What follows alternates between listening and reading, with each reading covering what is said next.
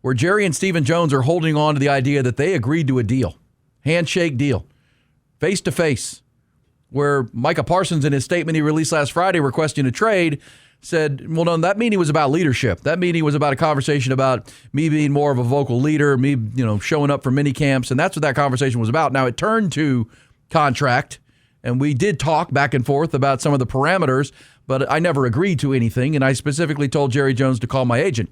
But here we are, August the 6th, and listen to Jerry Jones with Jane Slater. He is standing on the idea that this deal is done, and it's Micah Parsons that won't sign it. All right, let's talk about the negotiations real quick. It's my understanding nothing was put in writing. So how would you describe a deal getting, so to speak, done and then walked away from? I bought the Dallas Cowboys with a handshake. Took about 30 seconds, and I gave the number, shook hands. The details we worked out later. As a matter of fact, one of the details involved a lot of money, and we had to flip a coin over that. But the fundamental, I'm buying, and you're going to sell it to me for that range, that's done. And those are done with eye contact and handshake. So is Seriously? So when he bought the Dallas Cowboys, Jack, there was no negotiations with lawyers.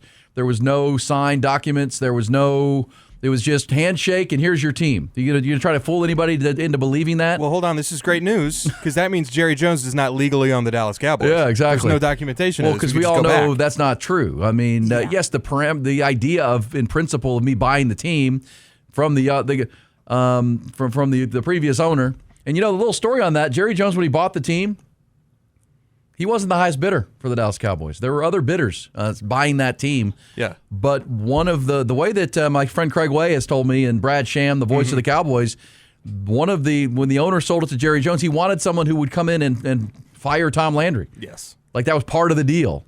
Like if you're going to buy the team, you've got to be willing to fire Tom Landry. And the other owners, the other prospective owners were like, no, I'm not doing that. He's Tom Landry. No, that's not going to be the first thing that I do. And Jerry's like, I'll do it. And so, got it for a little bit less and fired Tom Landry. But there he is in 2025 trying to claim that 35 years ago he bought the Cowboys on a handshake. And that's what Micah Parsons should stand on, that we talked at the Combine, we shook hands, we looked eye to eye, and we agreed to this deal. And Jerry and Stephen are holding out. No, this deal's done.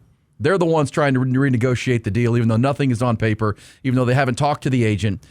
This is such bad business, man. This is Jerry Jones at his finest.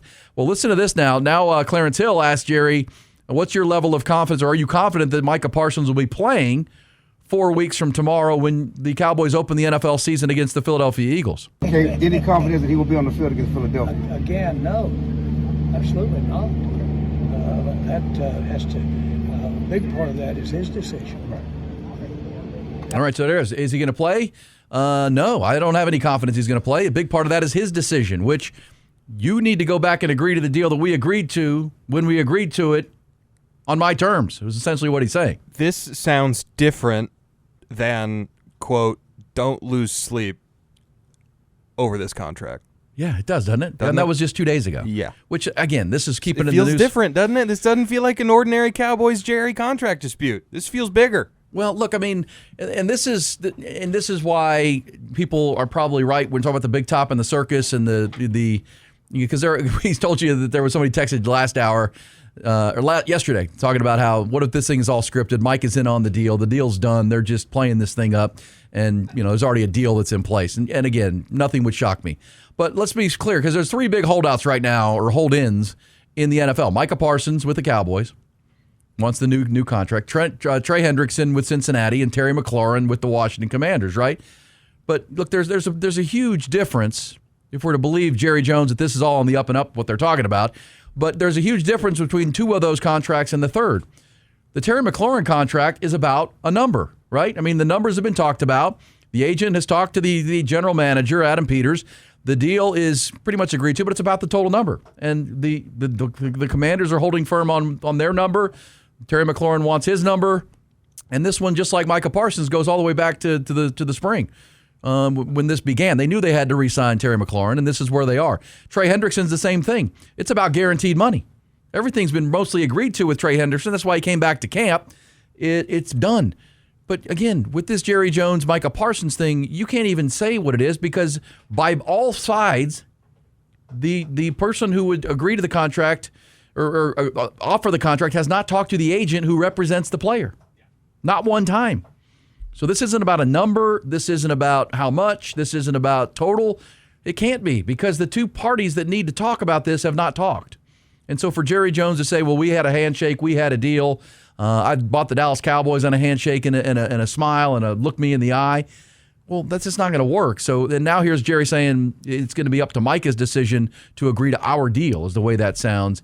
And, Micah's not going to blink on the idea of him not talking to his agent. And he shouldn't. He shouldn't step on the field until, there's that, in-kind business gesture of talking to the representative. Because, again, Jerry Jones can say he bought the Dallas Cowboys on a handshake, but the lawyers agreed to the deal. They sat down and they signed paperwork. And come on, don't act. $180 million acquisition didn't happen on a handshake. There were parameters put on it. There was legal documents signed, and that's all Micah Parsons is asking for from Jerry Jones. Yeah, we might have agreed to it, but call my agent and finalize this deal, which they have not done. So here we go, running in circles for the Dallas Cowboys. I wanted to pick up the Jane Slater interview because we heard what Jerry said. Let's pick it up after the question about the handshake deal to buy the Cowboys. Done. But nothing that I would say is out of the ordinary. My last question for you. It seems like some people sort of recoil from press, whether it be good or bad. When did you first decide I might like some of this, whether it's good or bad? Well, I don't know that, frankly, if it shows, I think maybe what you're seeing is how much I've liked being a part of the Cowboys for almost 35 years. That's really what's showing. Necessarily a dialogue with press. I enjoy the people and men and women of the press. We both made a very conscious decision, the press and I. We decided to spend the majority of our life and time in sport. We're brothers and sisters, really. Now, we don't treat each other that way when we get the criticism going, but that's okay, too. That's not a big problem. What I find is that that's why I was the first one to ever put a camera in the draft room. I found that our fans enjoy getting in behind the scenes. They get to enjoy, Clarence does, telling the fans about nuances of contract negotiation. I don't want to sound condescending. I'm just saying all of this is a part of sport. I've always believed that. There you go. So the show continues. The show continues. Is it a ruse? Is it on the up and up? Or is this in much ado about nothing that keeps the Cowboys in the headlines? I don't know what to think because I can't imagine that Jerry Jones and Steve Jones think they're going to get this deal done without talking to David Mulligetta, but that's how they're acting at least. Jerry does have a very good skill, which is saying the exact wrong thing possible every single time. Yes. And frankly, E, I feel like you're being mean to our Cowboys fans. You are stirring up the blood pressure here at 7:18 in the morning because I'm just letting hear from the general manager. Yeah. It's so bad. What I enjoy is being part of the Cowboys. Like, we know, Jerry. And he just said that we in the press and we're brothers and sisters. We're in this together. Yeah. I hand out the snake oil and you guys sell it for me. I mean, that's the way this works. Well, we just keep buying it, don't we? All the way to the bank, I guess. It's like but not to the Super Bowl or not to the NFC Championship game and not to the places that fans want to actually go. Jerry, the Cowboys is like selling those Olestra chips. Remember Olestra? Those fat-free chips that made you poop yourself? Yeah. That's what this is. That's what he's selling. That is funny. I would say this. It's something I've said for 25 years. If you want it to stop, you have to stop buying it. Like literally, if you want it to stop, you have to stop going to games. Like you literally have to stop following the team. I know that's hard. I know that's impossible. But the only thing that's going to stop that guy from being that guy is stop going. Hit him in the bottom line. But as long as the stadium's packed and people are interested and because we're talking about it here on the show, but it's all negative. It's all not a positive conversation, which I know Jerry doesn't care about. But at the same time, if you are the consumer, then you have to not go to that restaurant anymore, and it'll close down eventually. But that's the answer and has been for a long time, but I know fans won't do that.